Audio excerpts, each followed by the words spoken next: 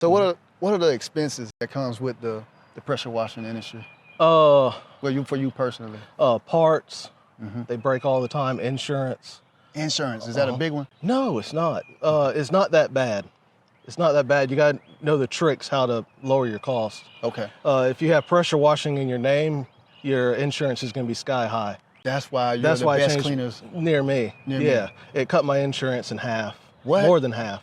Wow. So I do see a lot of people in the industry go away from pressure washing in their name and have soft wash or... Right. Wow. It helps. It helps with the insurance. It scares them when you say pressure washing. Just like if you're cutting trees, their insurance is outrageous.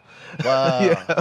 See, that's another part of the game, the insurance part, to make sure your business is insured just in case you damage something when you're providing a service. Right. See, I'm in the digital space, so the only thing I'm gonna break is my hard drive. You know what I'm saying? Right. So, okay, so insurance, big expense. What else is part of the expense?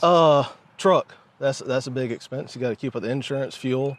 Okay. And you got to make sure everything's working because you can't show up late to a job. You got to show up. You can't say my equipment's not working, my truck's not working. Yeah. You got to show up if you say you're going to show up. Thanks for watching. And if you enjoyed the show, don't forget to like, comment, subscribe, and then most importantly, share.